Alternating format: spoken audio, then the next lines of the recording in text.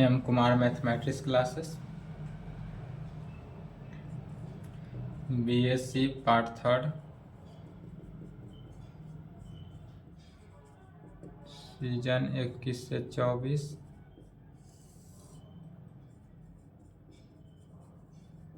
Lecture 2 paper 7 group C differential equation. Paper 7 group C differential equation. इसमें startup किए थे chapter 1 simultaneous differential equation, यही चल रहा था। चैप्टर 1 जिसका नाम है simultaneous differential equation. Simultaneous differential equation, इसमें थ्योरम था।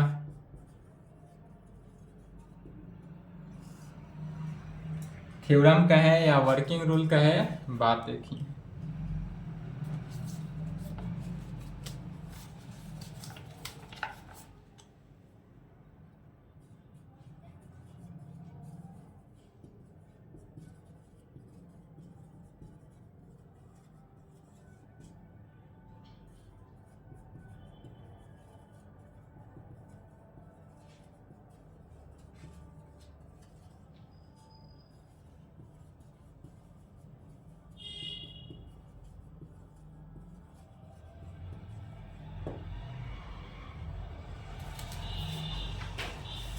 थ्योरम है कि explain the method of solving simultaneous differential equation.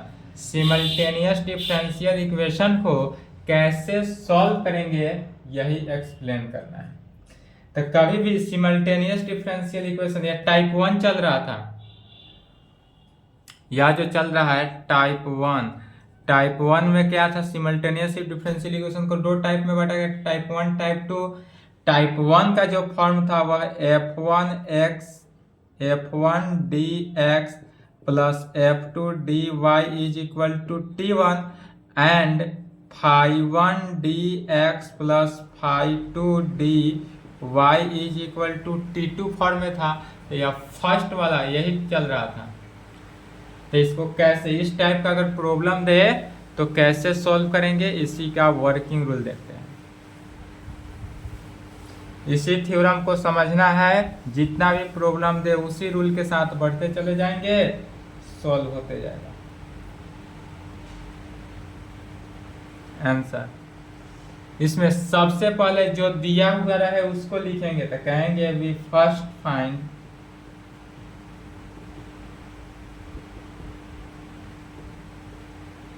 Given simultaneous differential equation. Simultaneous differential equation in the form. We first write given simultaneous differential equation of form the. तो जब भी differential equation दे उसको पहले इस form में लिखते हैं। कैसा फॉर्म, तो f1 plus f2 is equal to T1 and phi1 plus phi2 is equal to T2। इसको इक्वेशन 1 ले लेते हैं, इसको इक्वेशन 2 ले लेते हैं। पहले इस फॉर्म में मान लेना है, पुनः इसको लिख लेना है। वेयर जहाँ यह कैपिटल D जो है वह d/dt होता है। यह जो अब डिफरेंशियल इक्वेशन हुआ वह x के रेस्पेक्ट में नहीं होता है, यह डिफरेंशियल इक्वेशन t के रेस्पेक्ट में होता है। तो d/dt जहाँ T1 एंड T2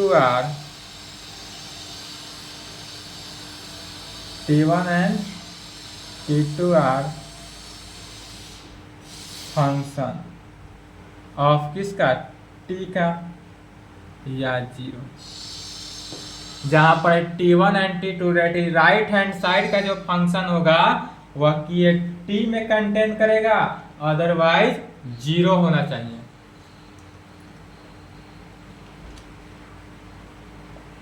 तब कहेंगे फॉर एबव इक्वेशन, इस दोनों इक्वेशन को सॉल्व करते चले जाना है। For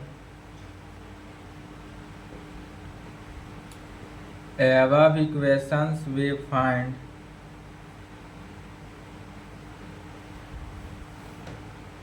the value of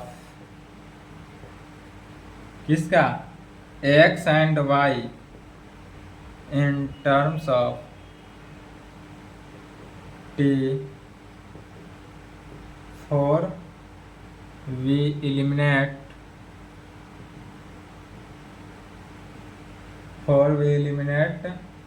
y from above two equations. First equation 1 और इक्वेशन 2 से किसको एलिमिनेट करते हैं, y को एलिमिनेट करके, और उससे x और y का वैल्यू या किसी भी तरह से इसको सॉल्व करके x और y का वैल्यू निकाल लेते हैं। या इस प्रकार से भी कर सकते हैं। फॉर दिस कैसे, तो इक्वेशन 1 को phi2 d से मल्टीप्लाई करके इक्वेशन 2 में f2d के साथ मल्टीप्लाई करते हैं, गिव्स, तब जो रिजल्ट निकलेगा वह phi2d into f1d minus f2d into phi1d into x is equal to right hand side f2d into t1 plus f2d into t2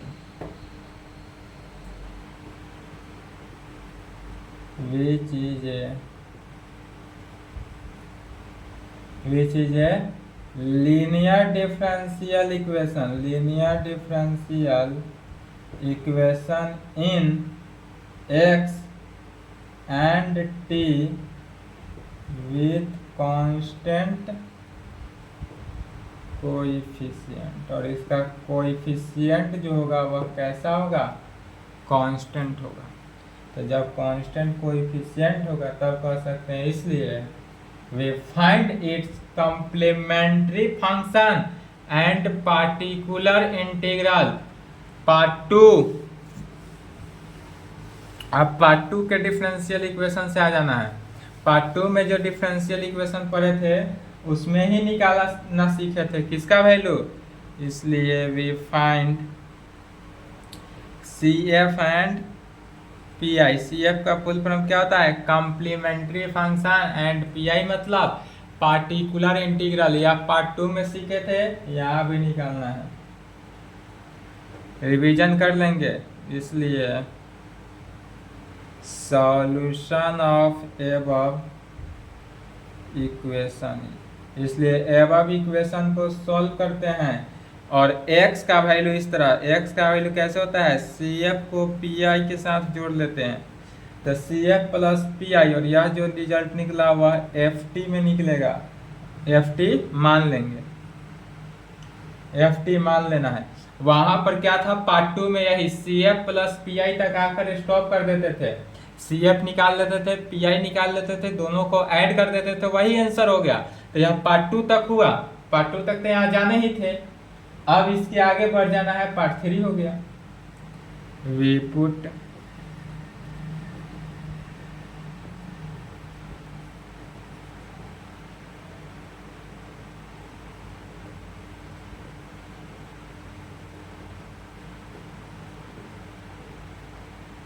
first या सेकेंड, इक्वेशन फर्स्ट या इक्वेशन सेकेंड में put कर देंगे, तब we get the value of y।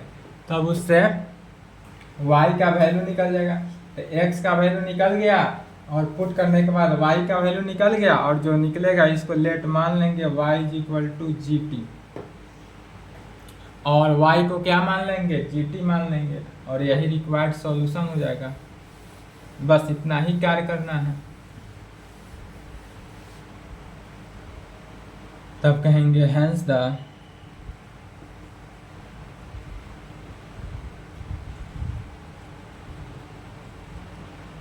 required solution of given simultaneous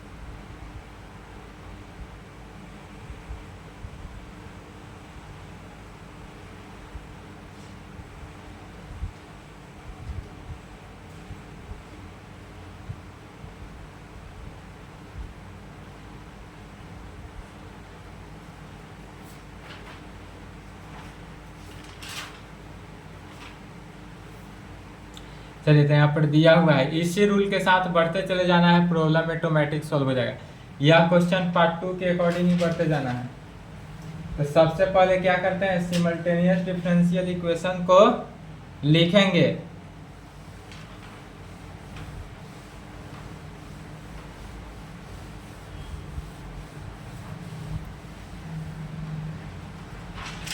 कहेंगे the given simultaneous differential equation. एक question को समझना है, बाद बाकी सभी सॉल्व हो जाता है। The given simultaneous differential equation is, the given simultaneous differential equation कितना दिया हुआ है, dx by D t plus 5x plus y is equal to e का पावर t में दिया हुआ है, एक कंडीशन। दूसरा है, एक और कंडीशन है, dy by D t minus x plus 3y is equal to e का पावर 2t। तो इसको पहले फॉर्म में लिखते हैं। कैसा फॉर्म में लिखता है, f1 dx plus f2 dy is equal to t1 and phi1 dx plus phi2 dy is equal to t2 form में लिखते हैं। तो इसमें से क्या किए, यदि यहाँ से x तो dx बाई डी टी, तो d बाई डी टी जो हुआ वह कैपिटल D हुआ, तो कैपिटल dx प्लस 5x, तो यह वैल्यू हो जाएगा capital dx plus 5x plus y is equal to e का पावर t, और यह हो गया dy plus minus x plus 3y is equal to e का पावर 2t में। फिर यहाँ से यदि हम x को कॉमन ले ले तो क्या बचता है, d plus 5 into x plus y is equal to e का पावर t, और यहाँ पर कॉमन क्या आएगा, y यदि कॉमन ले ले तो d plus 3y minus x, तो x वाले टर्म को पहले लिखना है, तो minus x plus d plus 3 into y is equal to e का पावर क्या हो जाएगा 2t, और इसको इक्वेशन 1, इसको इक्वेशन 2 ले लेते हैं। यह चूंकि फॉर्म में आ गया, f1 dx के फॉर्म में प्लस f2 dy के फॉर्म में, राइट हैंड साइड e के पावर t होना चाहिए, t के फॉर्म होना चाहिए, या नहीं तो 0 होना चाहिए। अब इससे क्या करते हैं, y को एलिमिनेट कर देते हैं। एबव इक्वेशन से y को एलिमिनेट करेंगे, तो y को एलिमिनेट करने के लिए क्या करेंगे, इक्वेशन 1 में डी प्लस 3 के साथ गुना करना है और इक्वेशन 2 में 1 से, तो कहेंगे वी एलिमिनेट y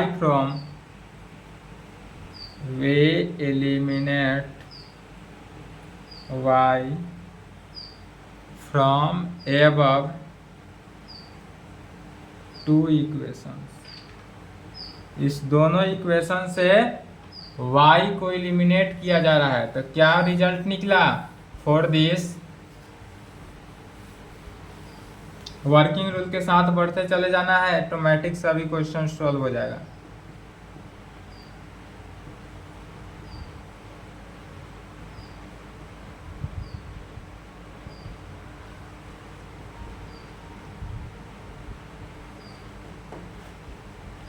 अब यहाँ पर गौर करना है, तो इक्वेशन 1 में मल्टीप्लाई किया जा रहा है डी प्लस 3 से, तो डी प्लस 5 तो है ही, अब डी प्लस 5 और इसमें डी प्लस 3 से गुना हो जाएगा, तो D plus 3 into D plus 5 into x. अब वाई तो वाई के साथ एलिमिनेट ही हो गया, एलिमिनेट हुआ। लेफ्ट हैंड साइड में फिर क्या बचा? इसका x, पहले तो x के साथ माइनस हो रहा है, तो माइनस माइनस क्या हो जाएगा? प्लस, x 1 के साथ मल्टीप्लाई हुआ। Right hand side d plus 3 e का पावर t माइनस e का पावर 2t, माइनस e के पावर कितना हो गया? 2t में। पुनः इसको सॉल्व करेंगे, क्या हुआ? लेफ्ट साइड से x कॉमन हो जाएगा, तो लेफ्ट साइड से x को कॉमन ले लेंगे। यदि हम लेफ्ट साइड से x को कॉमन ले लें तो क्या रिजल्ट निकलेगा? ध्यान देंगे, d plus 3 into D plus 5 plus 1 into x. और राइट हैंड साइड e के पावर t, तो d e का पावर t प्लस 3 e का पावर t माइनस e का पावर 2t। चलिए इसको सॉल्व करते रहते हैं। D square plus 5d plus 3d plus 8d plus 15 जोड़ 1 e का पावर t। देखेंगे तो d का, या कैपिटल D का मीनिंग ही क्या होता है? d by D T. तो यहाँ e का पावर t है, तो e का पावर t का t के रेस्पेक्ट में डिफ्रेंसिएशन e का पावर t, तो यह e का पावर t प्लस 3 e का पावर t माइनस e का पावर 2t, माइनस e का पावर क्या हो गया? 2t।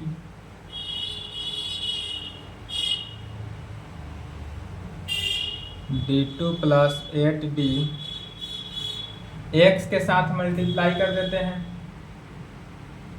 या नहीं तो d2 plus 8d plus 16 into x e के पावर, तो 4 e का पावर t माइनस e का पावर 2t।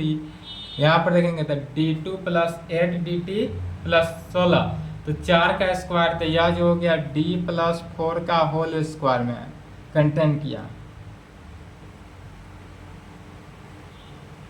माइनस e का पावर 2t। 1 2 है, इसको इक्वेशन 3 ले लेते हैं, तब कहेंगे। और यह कैसा आया? तो linear differential equation, which is a linear differential equation of higher order with constant coefficient of higher constant coefficient। इसका कांस्टेंट कोएफिशिएंट है, कोएफिशिएंट तो कांस्टेंट है, और ऑर्डर कितना हो गया? Higher order, higher order with constant coefficient. इसलिए for this complementary function and particular integral निकालते हैं। इक्वेशन 1 को बोर्ड पर साइड में लिख रहे हैं, d plus 5x plus y e का पावर t इक्वेशन 1 हुआ। और इक्वेशन क्योंकि यह सब का जितना भी इक्वेशन है सभी इक्वेशन का यूज है, तो इसको साइड में लिख लिए। आपके कॉपी में लिखा हुआ होगा समझने के लिए। वे find 8 CF and PI। CF और PI निकाला जा रहा है। CF और PI पार्ट 2 से ही निकालते आ रहे हैं। फॉर CF के लिए कंप्लीमेंट्री फंक्शन के लिए क्या जानते हैं, राइट हैंड साइड 0, तो d प्लस 4 का होल स्क्वायर इंटू एक्स का वैल्यू किसके 0 के इक्वल हो जाता है। फिर इसका ऑक्सिलरी इक्वेशन निकालते हैं। 8 auxiliary equation is, auxiliary equation निकालने के लिए क्या करते हैं, x वाला भी कंटेन नहीं किया, सिर्फ x का कोएफिशिएंट d प्लस 4 का होल स्क्वायर 0, इससे d का वैल्यू निकलता है। d का वैल्यू कितना हो जाएगा, तो d प्लस 4 का होल स्क्वायर को ऐसे लिख सकते हैं, d प्लस 4 का 0, दिस इम्प्लाई d का जो वैल्यू हुआ वह -4 दो बार आया। कैपिटल D जो है वह क्या है, d बाई डी टी है, तो d बाई डी टी जो निकला -4 निकला। इसलिए इसका कंप्लीमेंट्री फंक्शन यह पार्ट 2 में ही निकालना सिखाए थे। CF का मीनिंग क्या होता है, जब दोनों के दोनों रियल आ जाए, सेम आ जाए वैल्यू, तो वह होता है C1 प्लस C2। वहां पर x होता था, क्यों, क्योंकि वहां d जो होता है कैपिटल वह d बाई डी एक्स के रेस्पेक्ट में चलता था, तो x होता था। यहाँ पर चूंकि t के रेस्पेक्ट में, इसलिए क्या हो जाएगा, t हो जाएगा। तो C2 इंटू ई का पावर -4t, वहां x होता था चूंकि x के रेस्पेक्ट में था, यहाँ t के रेस्पेक्ट में, तो t हो जाएगा। इतना ही अंतर है। पार्ट 2 में x के रेस्पेक्ट में था तो x लिखते थे, पार्ट 3 में t के रेस्पेक्ट में तो t लिखेंगे। तो CF का वैल्यू निकल गया। अब निकालते हैं क्या, PI का वैल्यू। इसलिए इक्वेशन 1 से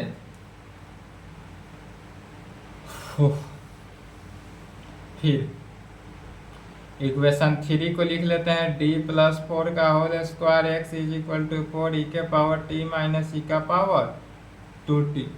जितना भी इक्वेशन है सभी इक्वेशन को साइड में लिख ले रहे हैं ताकि उसका आगे यूज होगा।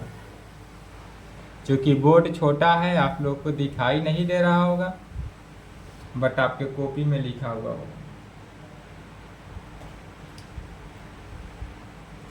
अगेन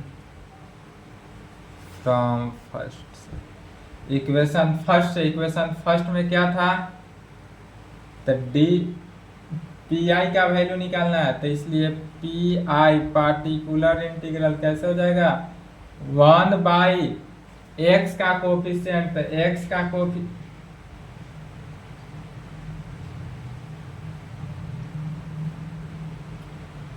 d प्लस 4 का होल स्क्वायर इंटू ई के पावर x में क्या हो गया, तो यहाँ पर राइट हैंड साइड में होगा।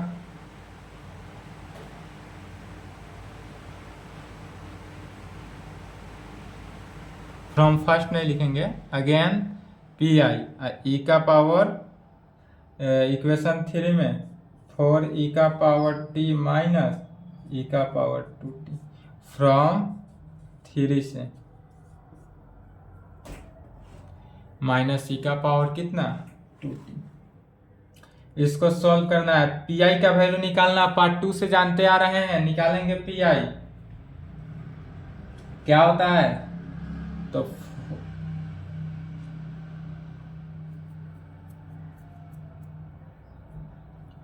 दोनों को अलग अलग कर देते हैं। सबसे पहले तो 4 इंटू 1 बाई डी प्लस 4 का होल स्क्वायर इंटू ई का power t minus 1 by D plus 4 का होल स्क्वायर इंटू ई का पावर 2t। दोनों को अलग अलग कर दिया। अब दोनों को अलग अलग, अगर e का पावर t एक t का कोएफिशिएंट जितना होता है उतना से क्या करते हैं, रिप्लेस करते हैं। तो पहला टर्म में करेंगे v replace d by one. d को कितना से, यह जो d है वह 1 से रिप्लेस कर देंगे। 1 से क्यों किए, क्योंकि यहाँ e का पावर जो t है इस t का कोएफिशिएंट से रिप्लेस करते हैं। और यहाँ पर e के पावर t में क्या हो गया, 2 है कोएफिशिएंट, यहाँ पर 2 से रिप्लेस करेंगे। v रिप्लेस d बाई 2, इस d को 2 से रिप्लेस। तो 1 से जब रिप्लेस किए तो क्या हो गया, 4 इंटू 1 हो गया, 1 बाई 1 प्लस 4 5, 5 का स्क्वायर 25 इंटू ई का पावर t माइनस 1 बाई 2 है तो 2 प्लस 4 6, 6 का स्क्वायर 36 ई का पावर 2t। अर्थात पी आई का जो वैल्यू निकला वह कितना हुआ, 4 इंटू 1 बाई 25 ई का पावर t माइनस 1 बाई 36 ई का पावर 2t। इसलिए सॉल्यूशन ऑफ अबव इक्वेशन 3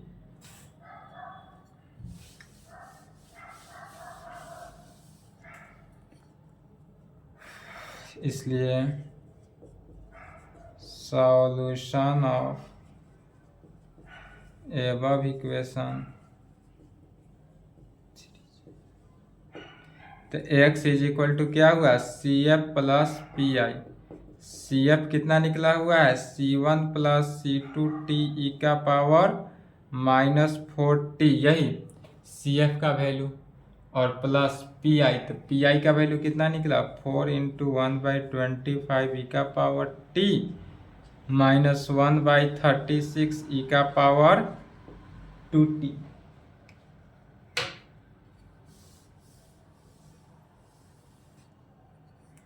और इसको इक्वेशन 4 ले लेंगे। पार्ट 2 में यहीं तक निकाल लेते थे, आंसर हो जाता था। लेकिन अब पार्ट 2 में नहीं है, पार्ट 3 में है। पार्ट 3 का डिफरेंशियल इक्वेशन है, इसलिए अब इसके आगे बढ़ते हैं। तो इसके आगे बढ़ेंगे तो कैसे निकालेंगे, तो इस पूरे वैल्यू को t के रेस्पेक्ट में डिफरेंशिएट करते हैं। तो कहेंगे differentiating with respect to t in both side.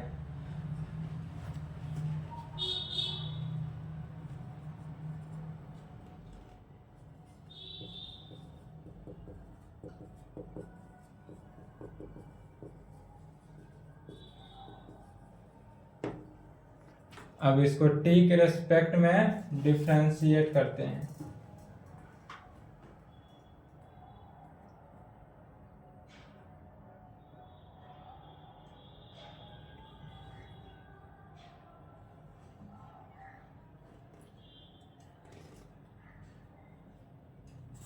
क्या हो जाएगा, पहला टर्म तो u इंटू वी पर तोटेगा, इसको यदि u मान ले इसको भी मान ले तो क्या हो जाएगा, लेफ्ट साइड x है तो x का हो गया dx by D T. Right hand side u को छोड़ देना है, मैंने c1 प्लस c2 t को निकाल छोड़ दिए। e के पावर माइनस 4t का डिफ्रेंसिएशन माइनस 4 e का पावर माइनस 4t हो गया। अब plus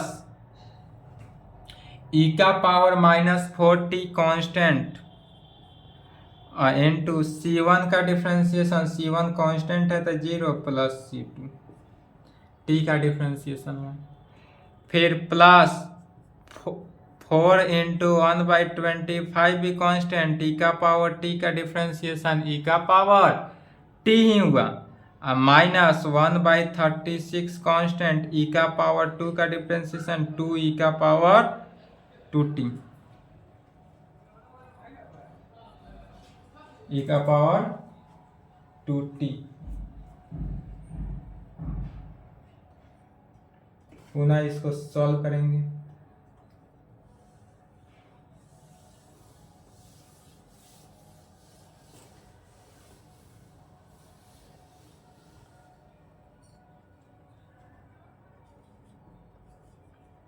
dx by D T is equal to,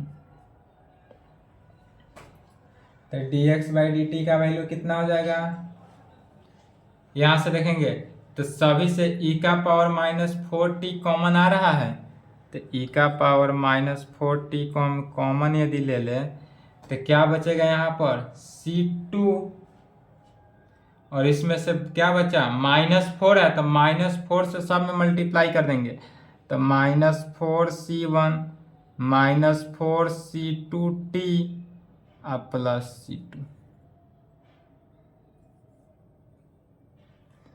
plus 4/25 e का पावर t -1/36 2 e का पावर 2, या 2 से कैंसिल हो गया तो कितना 18 e का power 2t,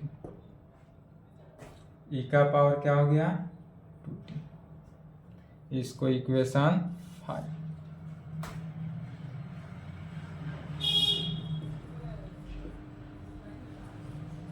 now from given equation first we get, अब इक्वेशन फर्स्ट से यूज करना है, तो यह जो dx बाई डी टी का जो वैल्यू निकला यह इक्वेशन 1 में पुट कर देना है, तो इक्वेशन 1 में dx बाई डी टी का वैल्यू पुट करेंगे, तो इक्वेशन 1 क्या है बोर्ड पर लिखा हुआ है, आपको दिखाई नहीं दे रहा, अपने कॉपी में देखना है, तो वहां से जो y का वैल्यू हो गया इस प्रकार से हो जाएगा y is equal to e का power t -5x minus dx by D T.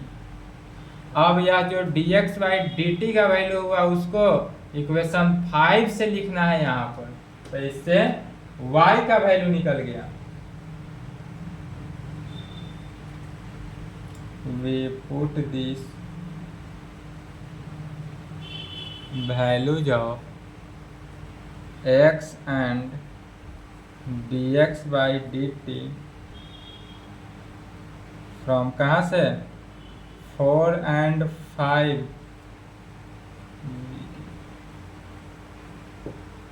in it we get, क्या करना है, तो इक्वेशन 4 से x का वैल्यू और इक्वेशन 5 से dx बाई डी टी का वैल्यू इसमें पुट करेंगे, तो किसका वैल्यू निकलेगा y का वैल्यू, और उसी को सॉल्व करेंगे और वह आंसर हुआ, एक x का वैल्यू यह हुआ आंसर, इक्वेशन 4 एक आंसर हुआ, इसका 2 वैल्यू हुआ, तो इक्वेशन 4 को भी साइड में लिख ले रहे हैं, x is equal to c1 plus c2t e का power -4t plus 4 into 1/25 e का पावर t -1/36 e का पावर 2t, यह इक्वेशन 4, ये अभी एक आंसर हुआ, तब कहेंगे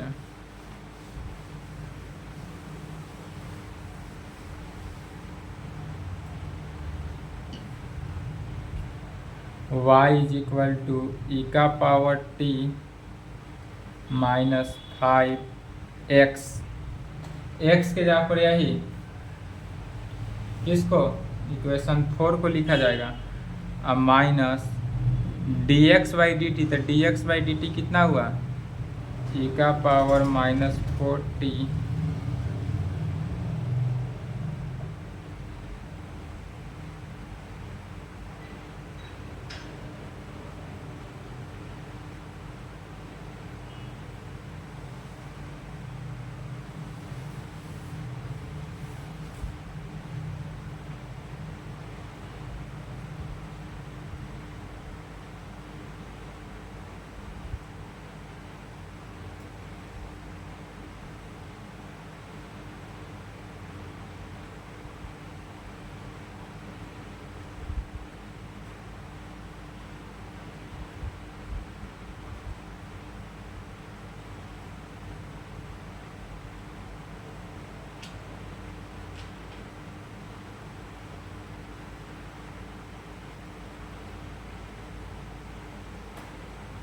चलिए इसी को सॉल्व करना है, आंसर आ गया।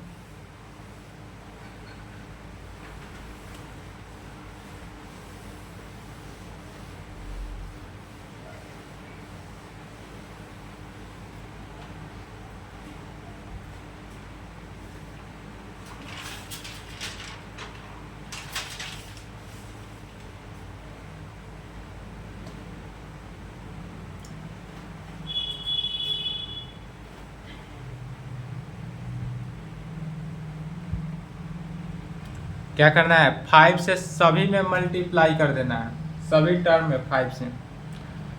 तो यह वैल्यू हो जाएगा C1 plus C2t 5e⁻⁻⁴t plus minus 5 हो रहा है, तो माइनस, अब 5 से डिवाइड हुआ तो कितना हुआ, 4/5e⁻t minus minus plus 5/36e⁻²t। या सॉल्व करने के लिए इसको इस प्रकार लिख सकते हैं 20/25, सॉल्व करने में इजी होगा। फिर minus e⁻⁻⁴t into -4c1 plus c2 -4c2t plus 4/25e⁻t minus से मल्टीप्लाई हो रहा है तो माइनस माइनस प्लस 1/18e⁻²t।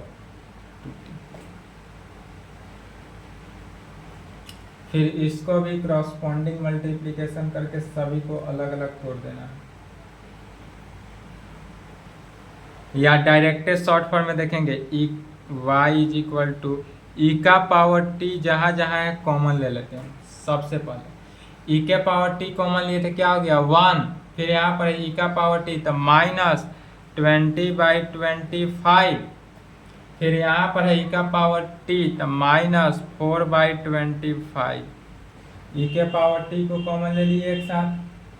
अब e⁻2t को कॉमन ले लेते हैं, प्लस e⁻2t यदि हम कॉमन ले ले तो क्या बचता है 5/36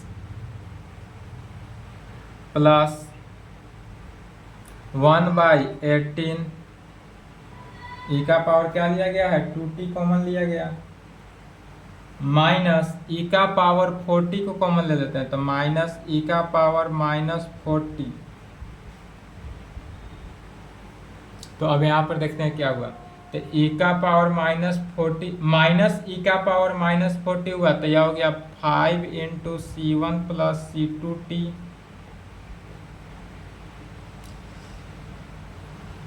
-4c1 प्लस c2 -4c2t।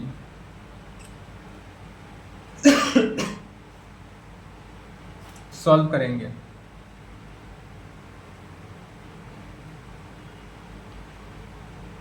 इसको 1 लघुत्तम हो गया 25, 1/25 तो 1/25 इंटू e का पावर t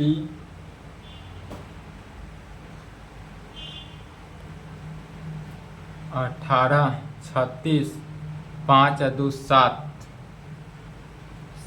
/36 e का पावर 2t माइनस, यदि हम कॉमन ले लें तो क्या बचा, यहाँ पर देखेंगे यहाँ पर 5c1 है, यहाँ पर -4c1 है तो ये को c1 बचा। फिर c2 में देखेंगे +1 ही c2 है तो प्लस c2, फिर प्लस 5c2 -4c2t तो प्लस c2t e का पावर -40 e का पावर -40, और यही हमारा क्या हुआ आंसर हुआ। तो कहेंगे हैंस, यहाँ तक लिखे तो इतना आगे बढ़ जाना है और ऊपर से लिख लिए, नहीं लिखे तो वीडियो रोकेंगे।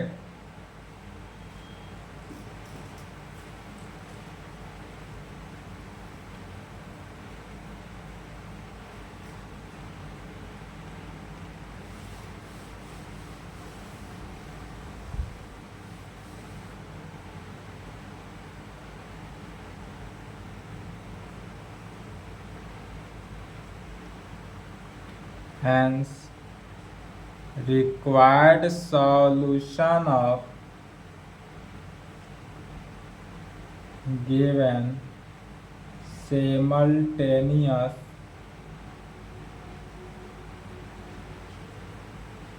differential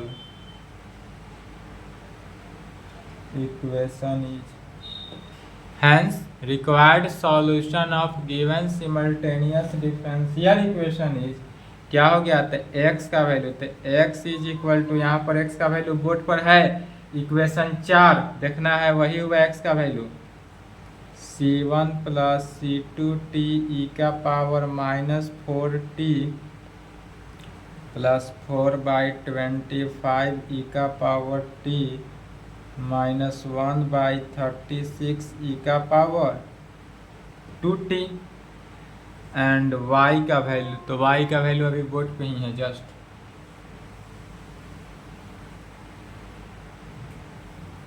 and y is equal to 1/25 e का पावर t प्लस 7/36 e का power 2t minus c1 plus c2 plus c2t e का पावर माइनस और यही हमारा आंसर यही रिक्वायर्ड आंसर। चलिए तो इस टाइप का जितने भी प्रॉब्लम होगा बन जाएगा। ऐसे इस टाइप से ज़्यादा क्वेश्चन पूछा नहीं है एग्जाम में, लेकिन यदि सिमल्टेनियस डिफरेंशियल इक्वेशन टाइप 1 इस फॉर्म से अगर पूछे तो इसी प्रकार इतना पार्ट 2 की तरह सॉल्व करना है और उससे थोड़ा सा आगे बढ़ जाना है, पार्ट 3 हो गया, पार्ट 2 ही था। तो इस प्रकार से यदि न्यू भी प्रॉब्लम रहे तो सॉल्व कर लेना एग्जाम में, यहाँ तक कंप्लीट करे। इसके आगे जो होगा वह टाइप 2 होगा। यह टाइप 2 का प्रकार पार्ट 2 में नहीं पढ़े थे, अब नेक्स्ट क्लास में देखा जाएगा टाइप 2। टाइप 2 का डिफरेंशियल इक्वेशन का फॉर्म क्या होता है, dx/p dy/q dz/r तीनों इक्वल, इस फॉर्म का डिफरेंशियल इक्वेशन देखा जाएगा नेक्स्ट क्लास। यहाँ तक कंप्लीट करें।